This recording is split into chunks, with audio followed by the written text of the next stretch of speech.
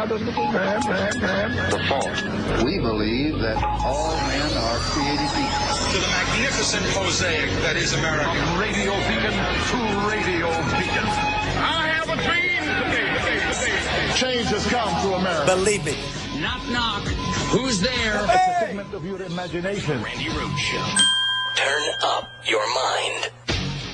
This morning, California's COVID crisis crippling the healthcare system. For the first time, the southern region of the state, home to 23 million people in cities like Los Angeles, now officially out of ICU beds. All of these patients throughout this section of the ER have COVID, and they're seriously ill with COVID. They're not upstairs in the ICU because we've run out of space upstairs.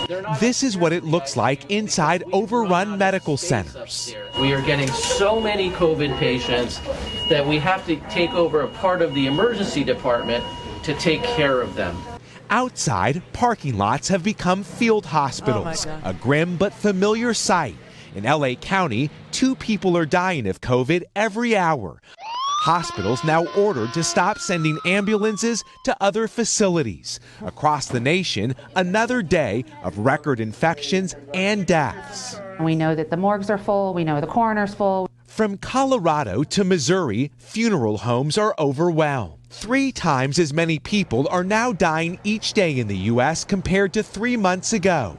Top health officials pleading with the public to stay home for the holidays. Otherwise, what we will see as we go from December, the end of the month, New Year's, and into January, we may yet see again a surge upon a surge. This is the Thanksgiving surge, and so we had a surge upon a surge. People refuse to not travel for Thanksgiving, and that is why you're looking at numbers like this. 1,520 people are dead today, just today. It's not even 24 hours since yesterday. Yesterday's numbers of almost 4,000 dead in a day. And like I say, it's 3 o'clock Eastern time, so we've got room to fit in. You know, bring out your dead, everybody. Welcome to the medieval times. If you ever wondered what it would look like if we had a sociopath as a president of the United States, now you know.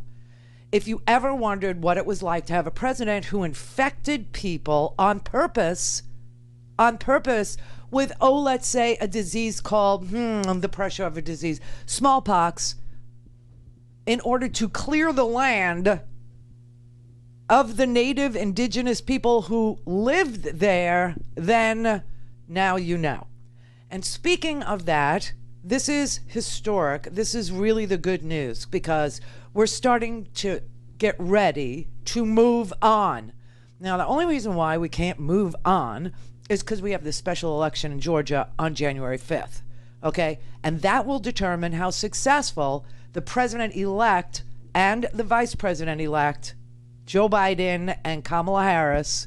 This is how you could tell we're not One America News Network. First of all, we have more viewers. And second, we don't have to have a meeting to decide whether or not Joe Biden and Kamala Harris won the freaking election, okay? So that's how you know you're in a special place where truth and justice and freedom and the American way is being preserved, okay? That's the glory of Free Speech TV and Progressive Voices and wherever you're tuning in. That said, a historic event happened yesterday, and it's amazing. It's the first time in the history of this here country, okay? The first time that we will have an indigenous person, a Native American, in charge of the country's interior. Okay, well, it's the first time in 400 years, because this country actually is this country, has been this country for longer than you think, okay? So Deb Haaland, who is, by the way, she's a one-term member of Congress who broke all kinds of barriers to become that member of Congress, who ran on environmental concerns and change and renewable fuel, okay, from New Mexico. She was just reelected in this last election. But Deb Haaland is she likes to call herself a 35th generation This is enormous. A 35th generation resident of this country from New Mexico, but that's older than New Mexico. That's older than Mexico. You understand? You know what's going to be fun? Watching the birthers get completely lost on the Deb Haaland issue. I mean, what are they going to do? How are they going to, do birtherism against Deb Haaland? I mean, this is going to be fun to watch them. Let them try and attack her birthright citizenship. Let her. I mean, what are they going to do? Tell her to go back across the Bering Straits, where she came from? I mean, it's just so unbelievable. So, if you don't know who she is, meet her. Native folks have been the most underrepresented group of people. Native women across the country have never seen themselves in Congress. Native American issues aren't a whole lot different from any Americans' issues. I ran on fighting climate change, moving to a renewable energy economy, making sure everyone has health care, quality public education. Those are the things that I'll fight for. From the time President Trump has taken office, it seems as though his racist attitudes have guided his policies across the board, and I'm disappointed. We didn't want people to feel like I was going to just represent Native Americans. So we thought, we'll just kind of play that part a little cool. But I mean, in the end, it was something that the voters really, they wanted that. Our win is a victory for working people, a victory for women, a victory for Indian country. I don't think we're going to have an XL pipeline, do you? No. It's pretty amazing. So now you have a Native American who will be in charge of the Interior Department, or one-fifth of the land in the United States. That should be no problem. Her ancestors know how to manage 5/5 of this land. So this is a historic pick. It's just an amazing thing. Also, in the same breath, we got another history-making nominee for the EPA, for the Environmental Protection Agency. You can see, and I saw it when Biden picked Pete Buttigieg to head up the Transportation Department. People were like, transportation, and then followed that with Jennifer Granholm at where is Jennifer Granholm going? Anyway, I forget which who's going where, but you can see that energy. She's going to energy, so you could see that transportation and energy were thought of in the same thought, right? And I told you that it seemed to me that what was going on here was Buttigieg was going to be in charge of putting charging stations all over this country, while Jennifer Granholm at energy was going to focus on more than just our nuclear arsenal. She was going to actually focus on, energy. She was going to focus on emission-free cars, electric cars, any kind of car that doesn't emit carbon. And you could see them working in tandem together on that. And now that we have somebody at the Environmental Protection Agency who actually believes in environmental protection, his name is Michael Reagan. He is the first black man to be nominated to head the Environmental Protection Agency. But that's not just the historical portion of his elevation. This is a man who forced a multi-billion-dollar settlement over cleanups of coal slush, coal waste, with Duke Energy, and he's been an environmental justice advocate his entire career. He literally comes from the Environmental Defense Fund as the Southeast Regional Director for the Environmental Defense Fund. So you can see Biden's getting very, very serious, not just about climate change, but the jobs, the millions of jobs that will come from transitioning to clean energy.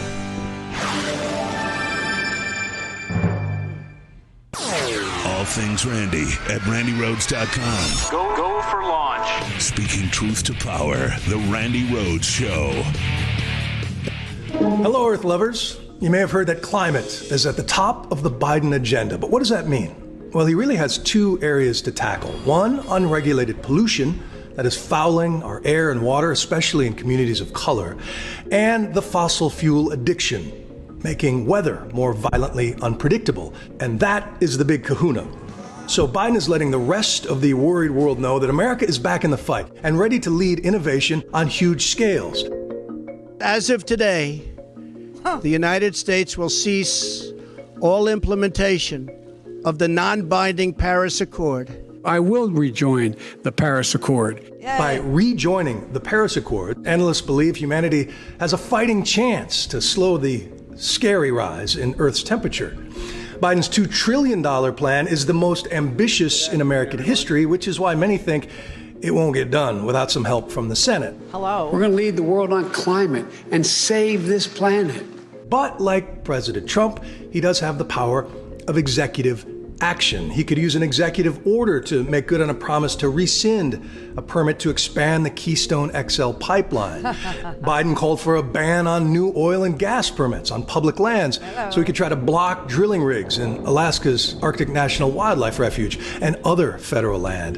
And Biden also appointed John Kerry, former Secretary of State, who was there to negotiate the Paris Accords, as his climate czar. And this time, that role will be a cabinet-level position with a seat on the National Security Council. Oh! Huge. Yes, it is. It's huge. It's huge. So that's Bill Weir giving a report prior to the nomination of Deb Haaland and prior to the nomination of Michael Reagan at EPA. So you can see these nominations now are starting to really form a policy agenda. You know, when you watch somebody fill in their cabinet, you know, for me, it's, okay, this one, that one, I'm waiting for the Attorney General, obviously, because I want the President of the United States prosecuted for murder. It's just me. Because he has presided over a mass casualty event, which we cannot look away from. But that ties into climate in this way. You know why minority communities have poorer outcomes with COVID, don't you? It's not just lack of access to medical care when they need testing, when they become sickened with COVID, when they are living in rural places where public hospitals have closed and there's a lack. No, it's also environmental. It's also because people of lesser means, tend to live in places where we, for generations, have dumped our trash, have dumped our pollution, have dumped our waste, our chemical waste, and all those other things, and spewed toxins into the air. Hence, you have higher rates of asthma, of lung disease, etc., poor outcomes with learning. When you have lead in the water, it's kind of hard to concentrate on math and science. You see what I mean? And so these cabinet positions taken together, to have Deb Haaland, who is a firm believer in the caretaking of the land, in charge of the land, the public land, is going to be a game changer. To have Michael Reagan at the Environmental Protection Agency, a guy who, like I said, comes right out of the environmental movement, comes right out of the Environmental Defense Fund, which is an advocacy group. He knows how to make progress on environmental issues when it's not easy. Deb Haaland knows how to preserve the land, knows how to do land use because it's ingrained in her, okay? The same thing could be said for Jennifer Granholm, who was there during the automobile industry bailout. Not only does she understand the auto industry, she understands how to innovate in the auto industry, and she understands money. She understands large chunks of money, and she understands what to reward and what not to reward. And meanwhile, we've had this man, Trump, doing so much damage and then standing on a stage lying to the Americans. The water is crystal clear. Meanwhile, we still have lead pipes, okay? And we still have, these unbelievable man-made chemicals seeping into rivers and streams all across America. That's what Michael Reagan has been working on for a really long time. Now, he has but he comes from North Carolina. He's a regulator in North Carolina. He literally runs the North Carolina environment. And one of the things that he was able to do, besides hold Duke Energy responsible and make them clean up the coal waste that Duke Energy put into the environment, but he was also able to work with a chemical company called Chemours to virtually eliminate a group of man-made chemicals that were seeping into the Cape Fear River. Now, you would think people, in the southern part of the United States, especially people in Louisiana who got hit by hurricane after hurricane after hurricane after hurricane this season, would start to think, maybe we ought to really clean our act up. Well, now they're going to have no choice. It's going to happen, and you can totally see it from these appointments for nominations, okay? Now, remember, we don't have the Senate yet. We don't have the Senate yet. And change of this magnitude is going to require the Senate. And that is why all eyes are on Georgia, who keeps filing lawsuits. Georgia keeps Kelly Loeffler, David Perdue, these people who, they're there for their portfolios. They certainly are not there for you, Georgia. They are certainly not there for the United States as United States senators, okay? Nobody elected Kelly Loeffler in the first place, and David Perdue's a one-termer who showed you exactly what his priorities are, and it's his portfolio, right? So they're not interested. They will take any information they can get, and they will invest in whatever benefits them and continue to vote against anything that would move us into the 21st century while the rest of the world moves into the 21st century. That is a stupid place to be. A stupid place. The global marketplace is demanding clean energy. They are demanding solar panels and wind turbines. There is already a gigantic economy for clean, new energy. And if we don't do anything about it, because you got these sycophants that love to take money from Duke Energy, that love to take money from Chemours, that love to take money from fossil fuels producers and refiners, we're never going to get there. And I want to live in the 21st century. I do. And this is how we get there. The amount of jobs that this creates, it's not just a humanitarian effort here.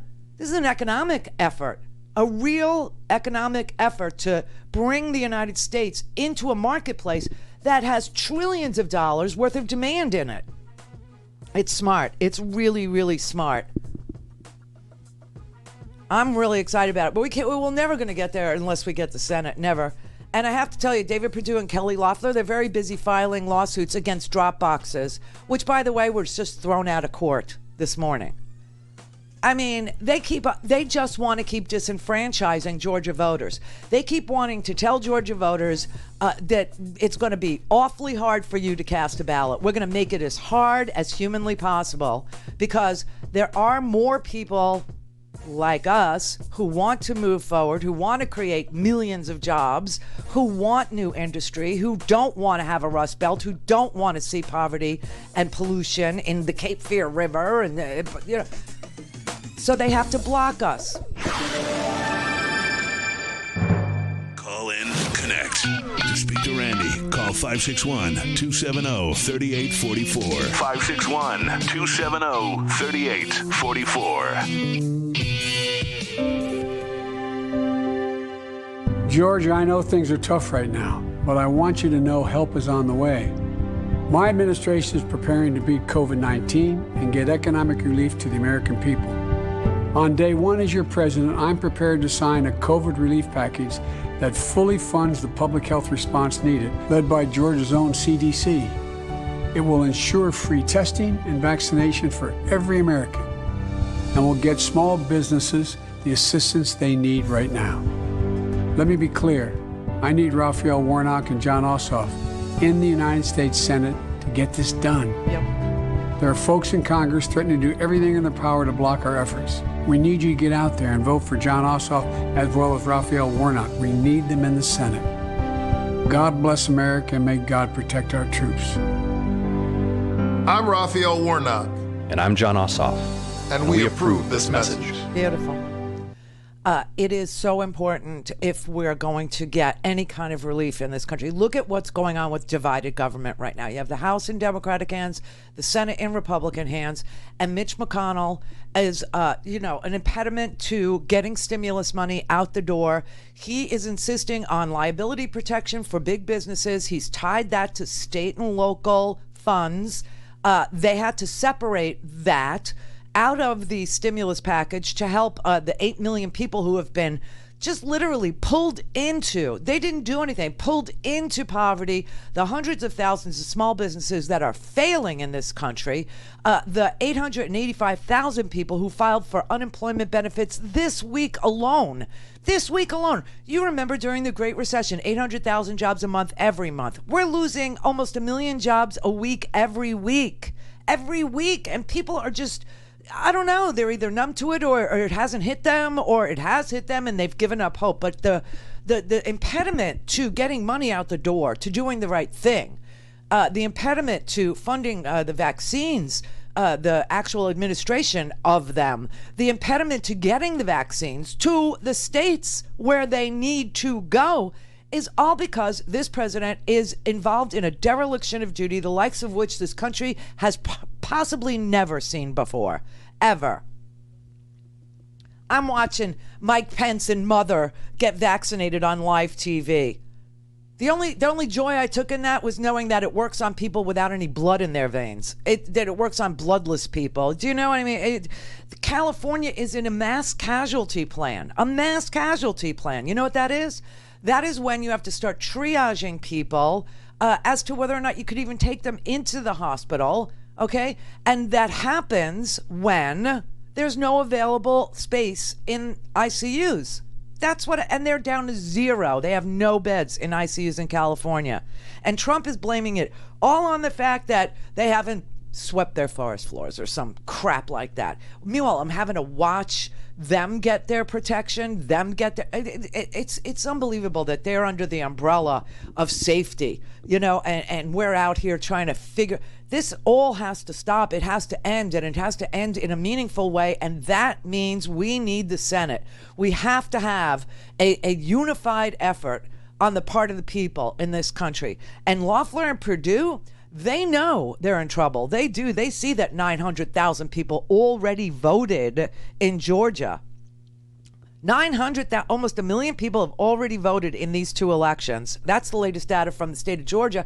And 427,000 of those were cast by absentee. And that is why they decided to go to court to try and shut down, to try and impede, to try and suppress the votes of Georgians. They're not succeeding. The courts are throwing it out, saying, this isn't the eve of the election. The court actually said these words. This isn't even the eve of the election where you want to change the rules. We're in the middle of the game. This is halftime already. You're a little late on the uptake on this, okay? And so they filed a case that they said that the local election officials, again, be prohibited from opening the ballot envelopes before Election Day. Now, why do they want that? They want that all the time so that on Election Day, the in-person ballots are tabulated first, as we all know. You have to close the door. As we all know, the in-person ballots are tabulated first, and then they have to hand count the paper ballots that come by mail, right? Those are paper ballots, and they have to open the envelopes first. They have to verify the signatures. Oh, and by the way, just so you know, FYI, everybody, the signatures are verified twice, 2 times. Once when you request the absentee ballot, and a second time when the envelope comes in. There are 2 verifications of your signature in Georgia. You don't even get sent an absentee ballot in Georgia unless your signature has been previously verified. Then, when you get your ballot and you cast your ballot by mail, when it comes in, you have to sign the envelope.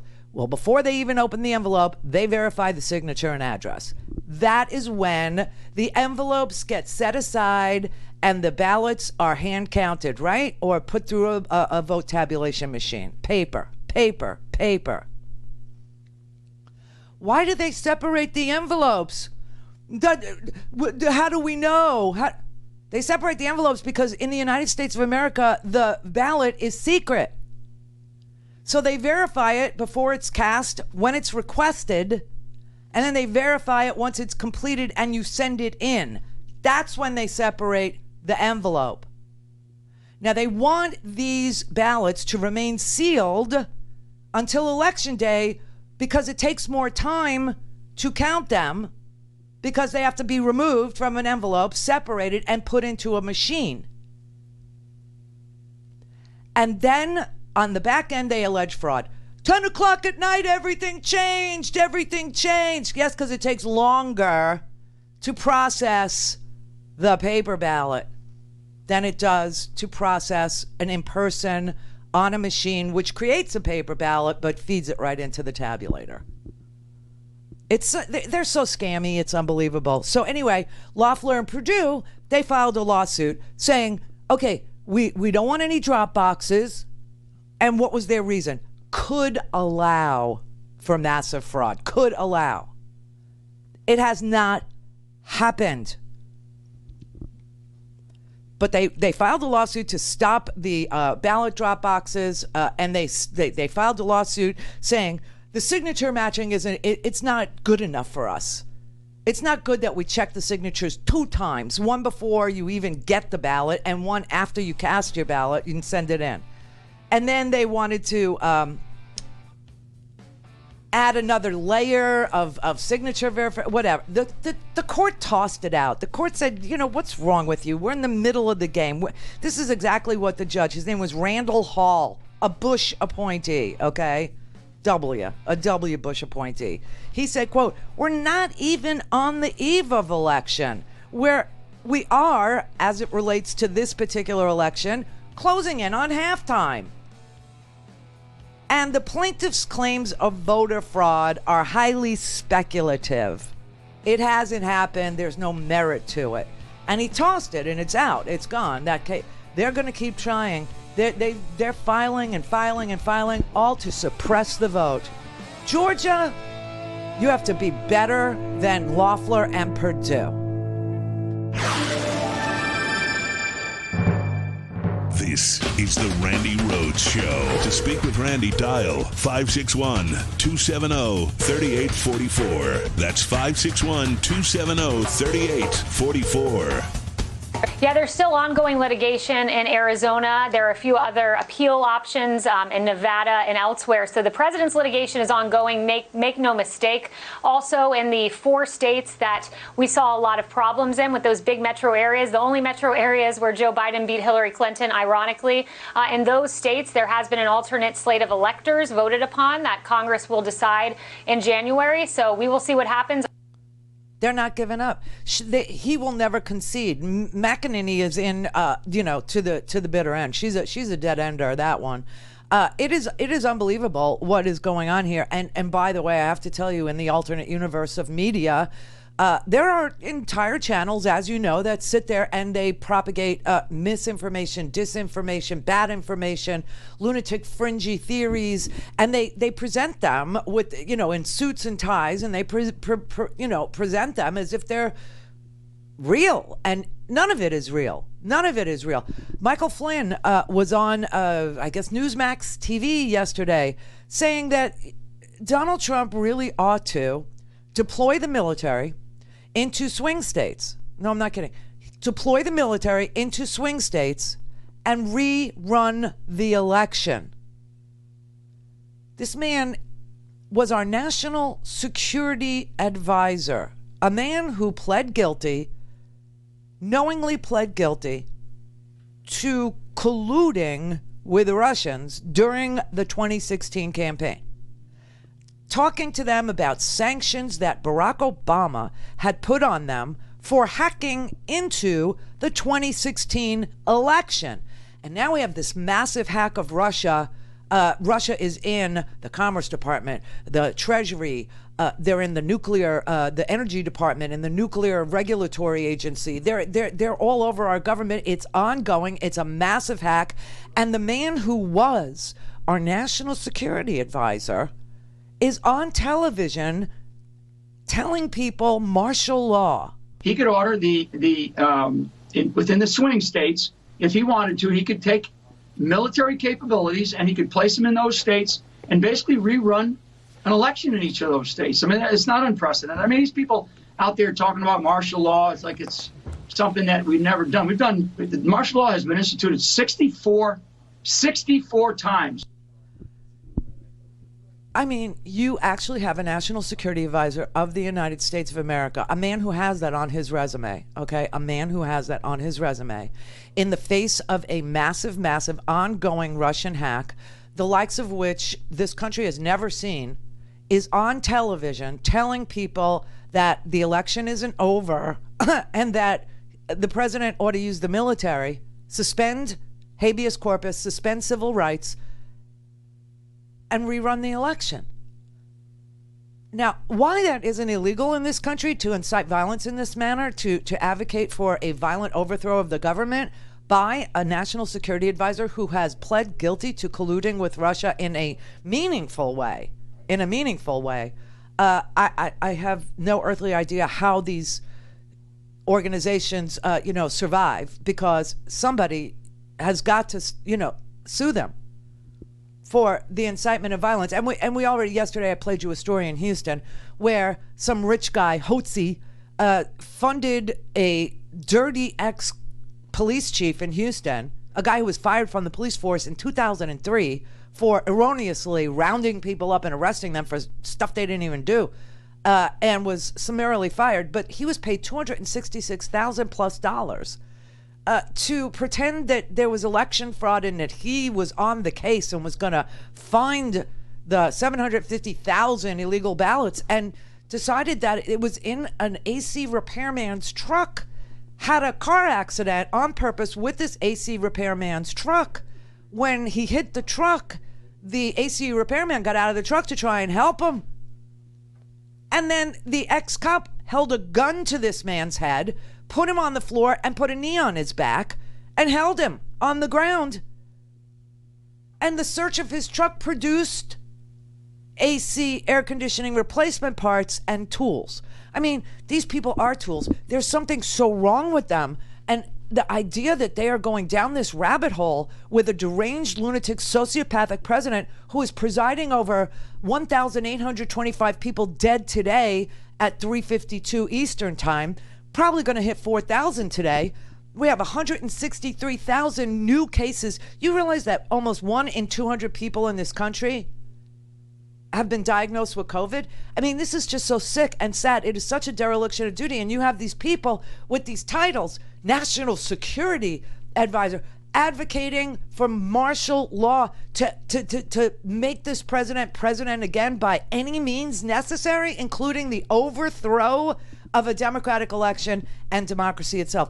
I'm sorry, I have an issue with that. The question is, why don't the maggots? Why don't they have a problem with what's going on here? And literally, the entire process is going to be challenged on January 6th, and we know that now. We freaking know that, because you have an incoming dude, Tommy Tuberville. Okay, Tommy Tuberville. What was he? A coach? Yeah, he was a college football coach. I believe it was Auburn, without doing a lot of digging right now. I believe it was Auburn. Yeah, long time college football coach. Yeah, SEC coach. So that qualifies you to just, be a United States Senator. I'm more qualified to be a United States Senator. At least I understand how government works.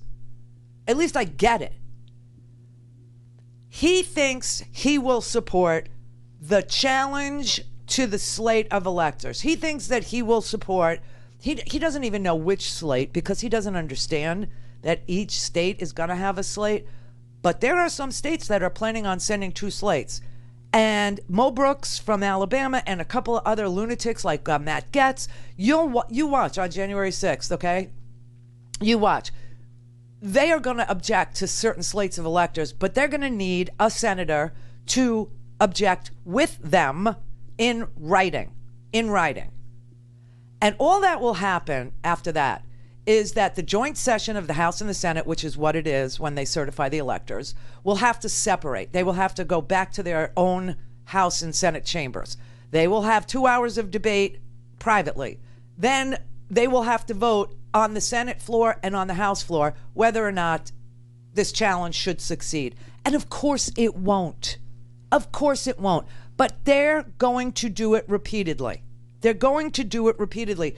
And you got this new guy, a college football coach who was endorsed by Donald Trump, coming in to the U.S. Senate, for God's sake, who says, I think I'm going to challenge it. And you know why he said it? He did not know that he was talking to a media person. He thought he was talking to a maggot. Folks, we got to grab a hold and hold on. We have no choice. Listen to me now. We have no choice but to win this election. They're going to try to steal it. They're going to try to buy it. They're going to do everything they can, lie, cheat, steal to win this election, like they did in the presidential election. It's impossible. It is impossible what happened. But we're going to get that all corrected. I'm going to tell you, don't give up on it. Come on. Don't give up on President Trump. Are you going to fight to make this election right? Pardon? Are you going to fight to make this election right? We're going to fight hard. What can y'all do on January 6th? Madison said y'all had tricks up your sleeve. We're going to run to it at the airport. We got to get just wait. Well, you see what's coming. You've been reading about it in the House. The Democrats are not going to. We're going to have to do it in the Senate. Okay. You know what's coming. You've read about it in the House. We got to do it in the Senate. You know, Randy, what's really upsetting about that is how influential a college football coach is on the lives of their players. And you got to think over the last 20 years, how many young minds did that guy influence? Listen, he knows nothing. He's an empty-headed bobblehead. Okay, he really knows nothing about government. He knows nothing about governing. He knows nothing about the Constitution. He knows nothing about the Senate parliamentary rules. He doesn't understand the environment in which he's about to fail upward into. He really doesn't know.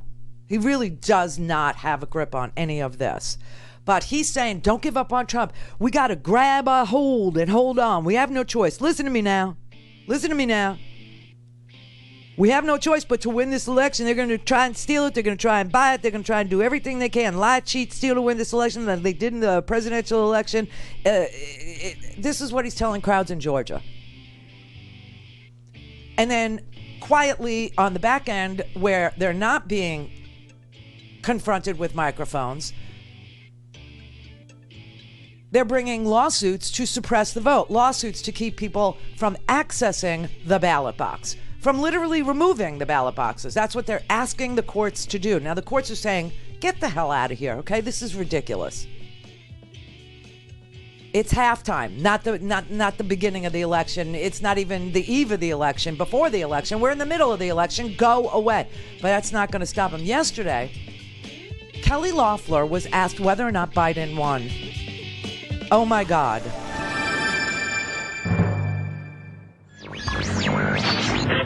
Mary, how does the fall? We believe that all men are created equal. To the magnificent mosaic that is America. From radio beacon to radio beacon. I have a dream today. Change has come to America. Believe it. Knock, knock. Who's there? It's a figment of your imagination. Randi Rhodes Show. Turn up your mind. Senator, do you plan to join with members of the House to object to Joe Biden's electors on January 6th? Well, look, January 6th is a long ways off right now. We've got a Senate race to run here in Georgia. We've got to win. The future of the country is on the ballot. Is it accurate to say you haven't decided on that one yet? Look, I haven't looked at it. January 6th is a long way off. There's a lot to play out between now and then. Senator McConnell has called to congratulate President-elect Biden. Is that something you've done? Do you plan to do that in the future? Look, I'm focused on winning this race on January 5th. I talked to Leader McConnell this morning. We're focused very much on delivering relief. Have you acknowledged that Biden is going to be the president? Look, the president has a right to every legal recourse. That's what's playing out right now. But have you acknowledged that Biden is going to be president? Look, my focus is on winning this race right now. It's unbelievable. Have you ever acknowledged that Biden will be going to be president? Look, there'll be a time for that if that becomes true, but the president has a right to every legal recourse. Do you feel concerned at all if you don't acknowledge that Biden is going to be the president-elect, that you might lose some voters in the runoff? Look, my focus right now is my race. It has to be, because the American dream is on the ballot. But are you worried specifically if that stance by not acknowledging him might backfire as you are campaigning to be elected? What I'm worried about is that we have free and fair elections that are trusted here in Georgia. Senator McConnell has acknowledged President-elect Biden as the president-elect, and do you face a risk by not following his example? And you said you had a conversation with him this morning. Was that a topic of conversation at all? Look, I'm the voice for Georgians, and Georgians want to know that they have free and fair elections. That's what I'm fighting for. She's the voice of Georgians, everybody. I'm focused on my race to make sure the American dream is on the ballot. It's a long way away to January 5th. The American dream is on the ballot. My opponent, liberal, black, Raphael Warnock, January 5th, listen, here's the thing. I firmly believe that Georgians who would vote for her don't know who she is. They're just going to show up and see an R on the ballot, and they're going to vote for it because that is who they think they are. Now, the Georgians that will show up to vote for Jon Ossoff and Raphael Warnock, they know that Raphael Warnock is a real reverend. He's a real Christian, and they will be voting that way. And the people who are voting for Jon Ossoff also know that David Perdue is an inside trader, okay? It's so interesting how an informed voter is going to vote for Ossoff and Warnock, and the people that are going to vote for Kelly Loeffler and David Perdue have no idea what their records are or what they've done or what they look like. It's very creepy. There's so much weird. They asked her 9 times. 9 times, will you acknowledge that Joe Biden is the president-elect? And she just stays on those damn talking points, man. Didn't you used to accuse Democrats of talking and talking points? We don't, but Republicans do. I'm focused on my race. January 6th is a long way off. My opponent, liberal Raphael Warnock, radical liberal. What the hell is wrong with this woman? She reminded me of one of those animatronic robots at Chuck E. Cheese's that would play the guitar and yeah, play not even a Disney level animatron. You know, a Chuck E. Cheese, which by the way went bankrupt. COVID. Unbelievable. And listen, she's not the only weirdo out there. Ever wonder what happened to Michelle Bachmann? Michelle Bachmann, anybody? Minnesota, Michelle Bachmann. Oh man, check this out. So could you have a more perfectly framed scenario for fraud? So in this kind of scenario, it is entirely possible that you could have ballots already filled out. In fact, they could be printed in China. They could be routed through various countries so you can't detect them, make their way into Minnesota, be in a barn somewhere until after the election day is over, you count up the ballots and you say, gee, how many more do we need? Oh, we're short 48,000? No problem. You go out, you haul the ballots in. But Michelle, then the poll books would not be in agreement with the number of ballots that you have. Moron. Oh, geez. My God. So now that was pre-election, okay? Post-election. Check this out. I was doing election night coverage with David Barton. And that night we knew immediately that this was fraud. And from that night on, I've never been a victim of like abuse, like a wife abuse, domestic abuse. I've never been a victim of it. But I felt that night like somebody took a swing at me and that they were continuing to take a swing at me. And every day when I woke up, I had this feeling that I was wounded. I don't know how anybody else feels, but I have felt wounded since election night. And not to the point of being discouraged, but to the point of being abused. And I sense that that was Satan who came to kill, steal, and destroy, but that he was physically throwing punches and wounding and abusing. Drop some acid, honey. Get your mind, in order. Something. I don't know. F your feelings. Really, I couldn't care less. Isn't that what they said to us? F our feelings, right? This is just so bizarre. But it gets even worse, everybody. It gets even worse. This was circulating last night. And, this is the thing.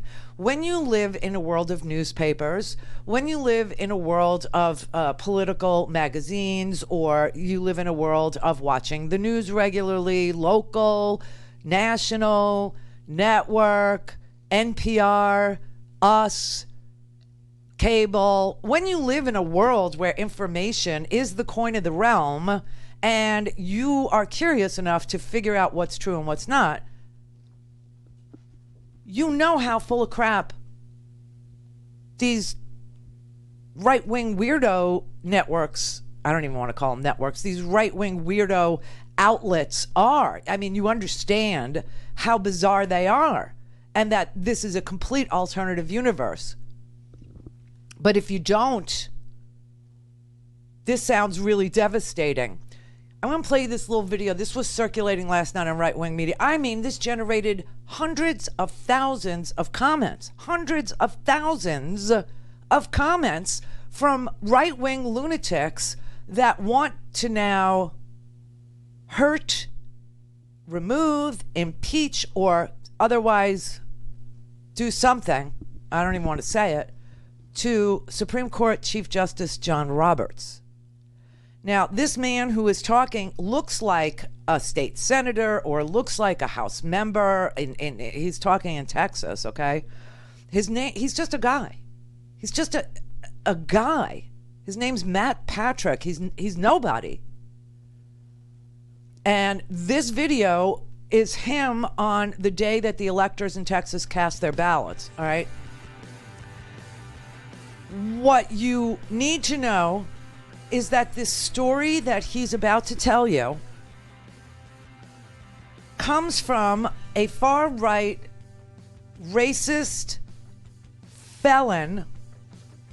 Seriously, this man's been convicted and served major jail time for threatening the lives of politicians. His name's Hal Turner, and he's got, I hate to even say his name, he's got a website, and he literally put this story up on his page, and it got repeated in the Texas legislature by this nobody named Matt Patrick, and people were using it last night as if it were a statement by a senator or a statement by a House member, and that it was true.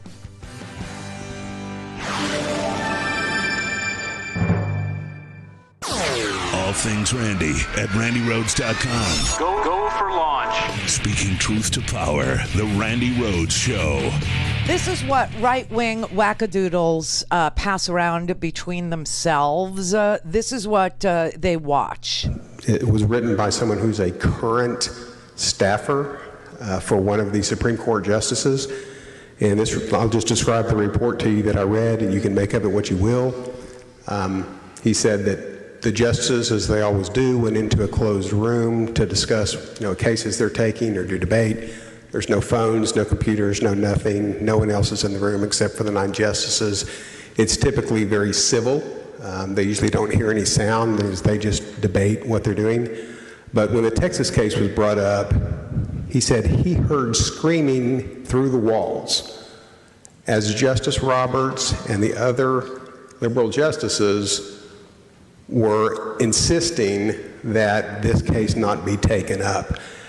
And the reason, the words that were heard through the wall when Justice Thomas and Justice Alito were citing Bush versus Gore from John Roberts were, I don't give about that case. I don't want to hear about it. At that time, we didn't have riots. So what he was saying was that he was afraid of what would happen if they did the right thing. And I'm sorry, but that is moral cowardice. And we in the SREC, I'm an SREC member, We put those words in very specifically because the charge of the Supreme Court is to ultimately be our final arbitrator, our final line of defense for right and wrong. And they did not do their duty. So I think we should leave these words in because I want to send a strong message to them. Thank you. F you. This man's name is Matt Patrick, and what he is saying he read is something he read on a right-wing, lunatic fringe, ex-felon, or actually still a felon, right? A website. I don't even want to say the guy's name, okay? And it supposedly came from somebody deep inside the Supreme Court.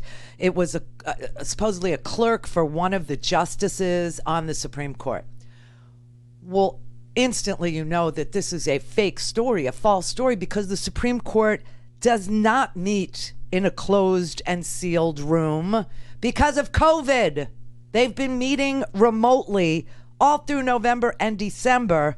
Everything happens by telephone conference, number one, and they put out a notice back in November that said the court will hear oral arguments scheduled for the November-December sessions by telephone conference. In keeping with public health guidance in response to COVID-19, the justices and counsel will participate remotely. The oral arguments are scheduled to begin at 10 a.m. On days when more than one case will be heard, there will be 3-minute pause before the second case begins.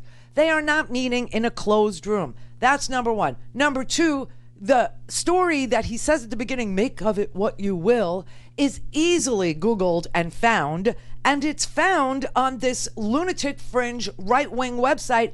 And Idiot Boy brings that into the Texas legislature and cites it as if it really came from a Supreme Court clerk, when it really came from a felon. And then the right wing takes it and runs with it, and they start posting, and they get all worked up into, we have to take out Justice Roberts. Oh, it's really amazing what this president is doing, and his sycophants and his people. I mean, it is so unbelievable. Meanwhile, the real threat is twofold. The Russians are taking everything, all the information that they can get right now. They are taking it. They are inhabiting all kinds of agencies right now, putting our national security at risk, and COVID is rampant.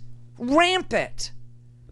And the President of the United States refuses to do his job. Why does he want to be president? He doesn't want to be president. He doesn't want to do the job. He just wants the awesome perks of the job. And the one big perk that he wants is immunity from law. Immunity from federal law. Now, okay, if he's talking about pardoning his family now, he's talking about self-pardoning, that will only protect him from federal lawsuits or from federal, prosecution. It will not protect him from state prosecution. It will not. But man, oh man, in the middle of a freaking pandemic, that we are doing worse than any other country on this here planet, because we don't have any strategy. None. For this virus. In fact, yesterday, the really sick story, the really, really frightening story, was that Pfizer had put out a statement, and this is it. I'll do a Kayleigh McEnany and I'll hold it up, but you can see it's on Pfizer stationery. That's my pink mark that says Pfizer statement, just so I could find it. But this was put out yesterday afternoon, and it says, this was in response to the president and the Warp Speed people alleging that Pfizer was having production issues with the COVID vaccine. Pfizer wasn't delivering. They had contracted, to buy X amount of doses, and Pfizer wasn't delivering, and Pfizer was, delaying, and Pfizer didn't know what it was doing. So Pfizer had to put out a statement in response to the freaking president of the United States. Quote, Pfizer is not having any production issues with our COVID-19 vaccine, and no shipments containing the vaccine are on hold or are delayed. This week, we successfully shipped all 2.9 million doses that were asked to ship by the U.S. government to the location specified by them. We have millions more doses sitting in our warehouse, but as of now, we've not received any shipment instructions. They won't even tell Pfizer where to dump the vaccines. And I told you at the beginning that the president of the United States was drop shipping these things. He was just going to send them to states, let states figure it out, right? Don't give the states the money that they need to administer these vaccines. Oh no, oh hell no. Let's just drop ship them, dump them, and walk away. Well, now they aren't even telling Pfizer where to ship the vaccines so the states can have them. This is really sick. They go on, they say, Pfizer has a long and successful track record of producing and distributing large volumes of complex vaccines that the world can trust. And we are continuing this track record with our COVID-19 vaccine. I can't even believe that we're stuck in a position where a giant pharmaceutical company has to be defended on this here show against the president of the United States, who is refusing to provide instructions with Operation Warp Speed where to ship the damn vaccines, while 3,000 to 4,000 people are dying in every 24-hour period in this country.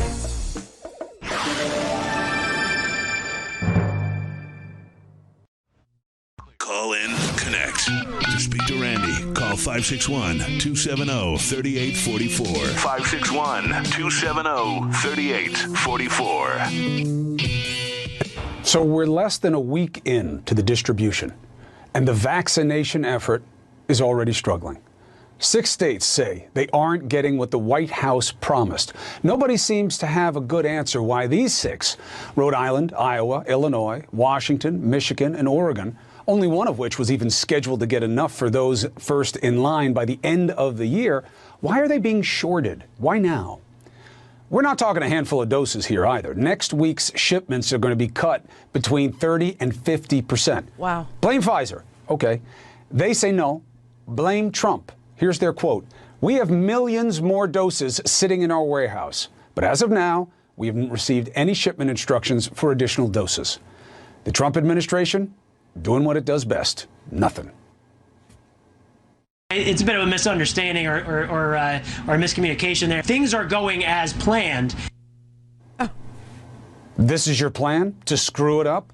Huh. Tell that to the governors who are worried, to the first line recipients who are worried. Even the spokesperson for HHS couldn't stomach calling this according to plan. They just said it was delayed. And it raises the question, what is the plan? Huh. Who gets what and when? Why won't the White House or the CDC or General Perna, why won't somebody give us the numbers and details instead of general assurances? Seriously, this is bizarre. It ties right back into the death cult idea that they have been promoting ever since COVID became a novel virus that was in the United States. They just thought, let them die. They just thought it's only going to affect black people, brown people, and really old people, so screw it. We need them infected. Let's use the young. Let's use the people without comorbidities. Let's use them to create herd immunity.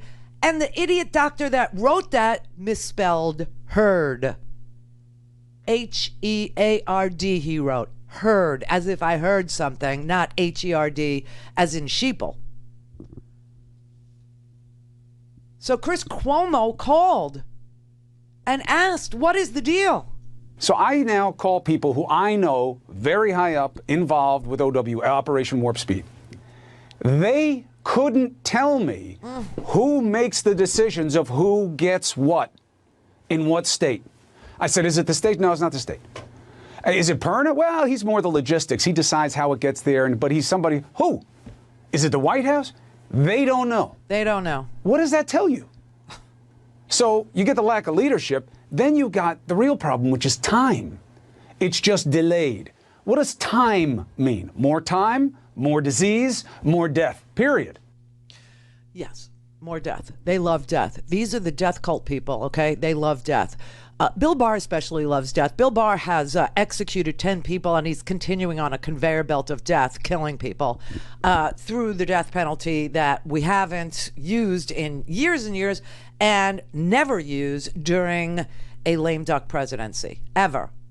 They love death. These people literally love death. They like to blame things on dead people. They like to make dead people. They like to create dead, either injecting them with, sodium pentothal or bleach or UV lights or COVID. I mean, these people worship death. They are so anxious to thin our herd. They just are derelict in their duty. But the idea that they are the pro-life party, oh my God, help us if that's what pro-life means. If that's what it looks like, God help us. How sick is this? All right, so Governor Gretchen Whitmer just gave a speech this afternoon because she is literally beside herself when you consider that the vaccine is being made in Michigan and she's being shorted on the vaccines as it's being made in her state. I still cannot get a straight answer out of the Trump administration about why Michigan, like many other states, is receiving a fraction of the vaccines that we are slated to receive. There are millions of Pfizer vaccines, many right here in Portage, Michigan, that are waiting to be shipped. And there is either corruption or ineptitude that is keeping us from saving lives and protecting people. And the same thing happened with PPE. Remember, she ordered PPE and somebody stole it from her? Remember that? U.S. Marshals intercepted her PPE shipments.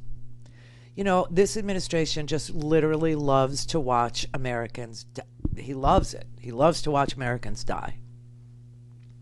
Bill Barr likes it too. I guess it makes them feel strong or something to take life. Rick in Los Angeles. Hey, Randy, how are you? I'm good. How are you? I'm doing good. Got such a wealth of topics. I mean, because it's crazy right now. It's off the charts. It's totally off the hook. I mean, you got lying. Republicans you got are the party voter of life. suppression. You've got all right. Yeah, they're the party of life. I mean, the way they've mishandled this COVID response and what have you. God help us if this is the party that values life more than the other. Okay, then we're all dead. Yeah. We're all dead men walking. Is what it is. Well, yeah. I mean, fortunately, we're going to have some sanity back in the White House, regardless of what the Republicans' fantasies are about objecting to the electors on January 6th.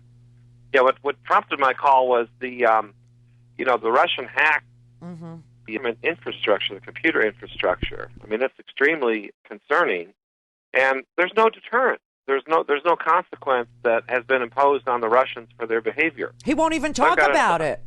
He won't even talk about it. Yeah, won't even talk about it. I'm not sure what Moscow Mitch has said about that. Probably nothing. Nothing.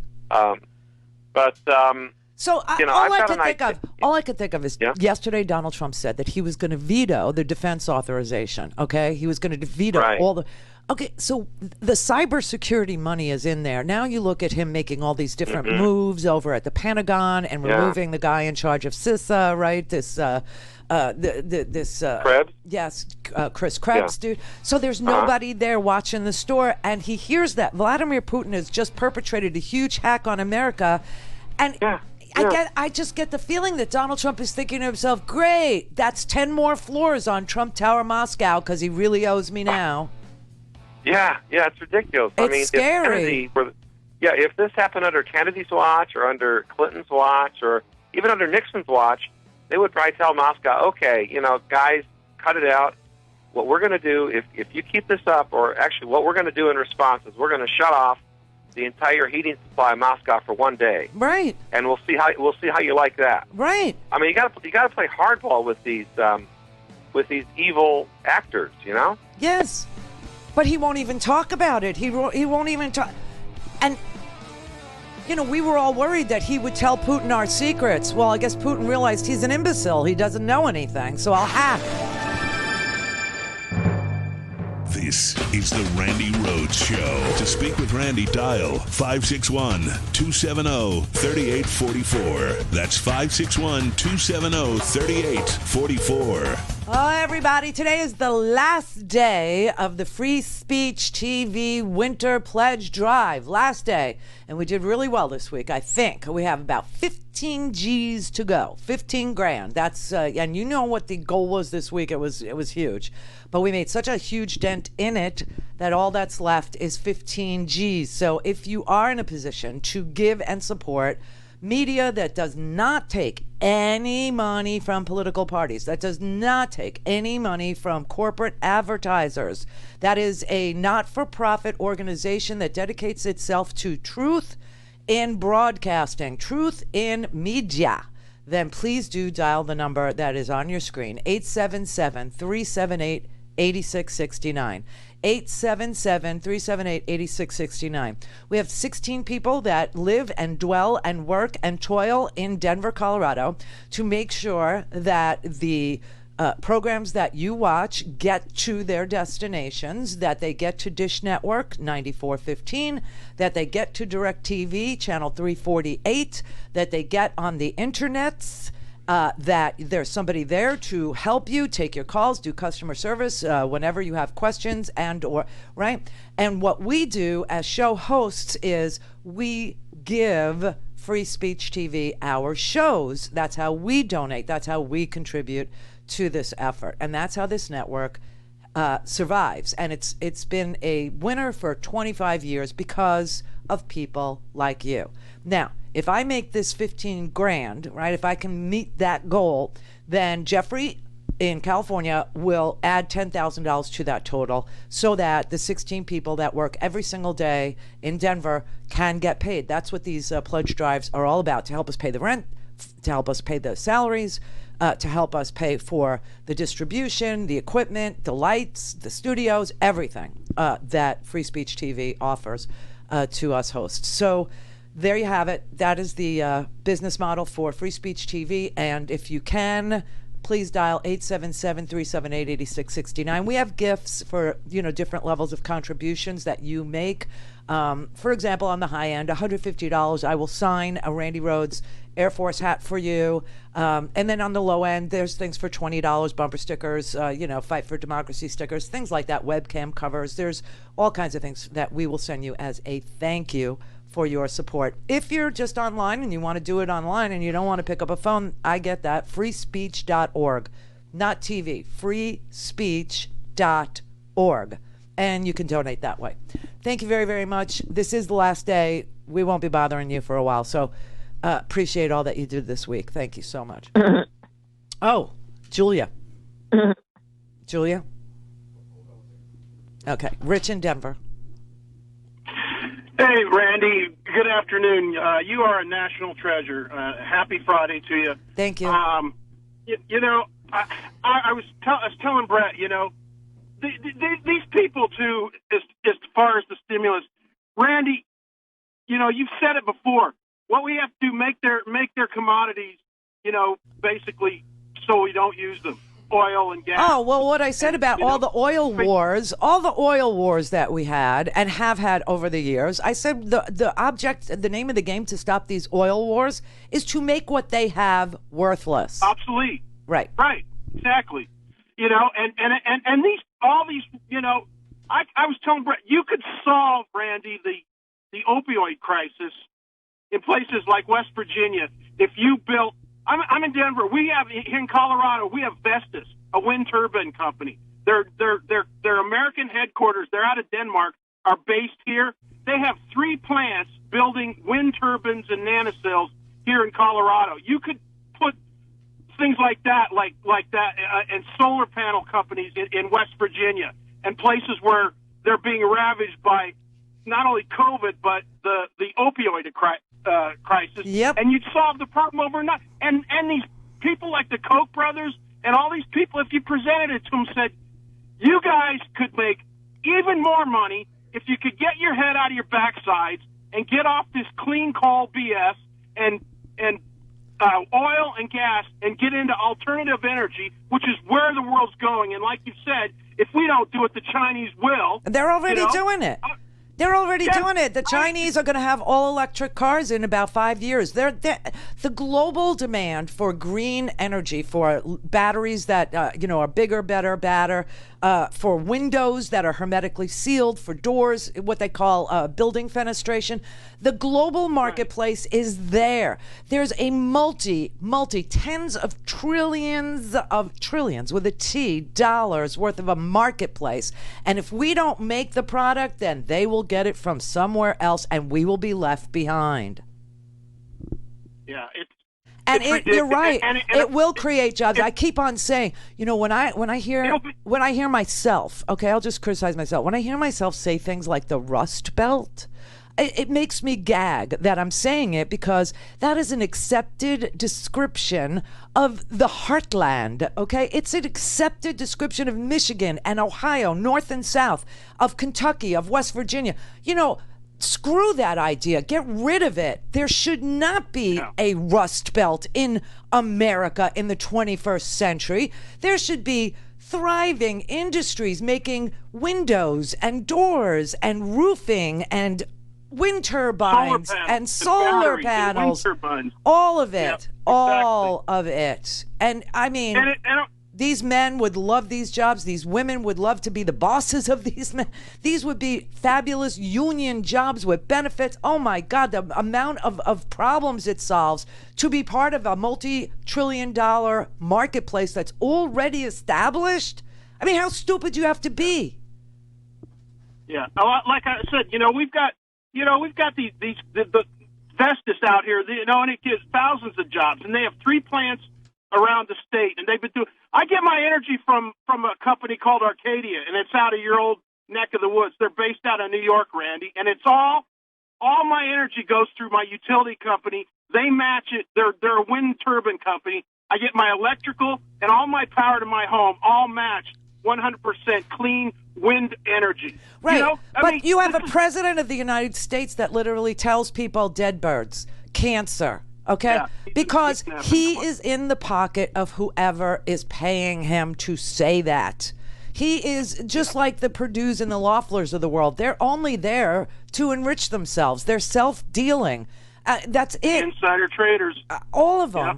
All of them. And they're selling out the forgotten man that they claim to advocate for. They're selling out West Virginia and Kentucky and Michigan and Ohio. They're selling them down the river, while the rest of the states innovate and start making the products that the world is demanding, that the world has a marketplace for.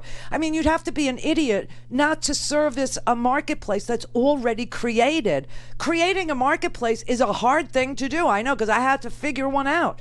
But when there's already a demand, to not participate is to cut your nose off. To spite your face. Yes. Exactly.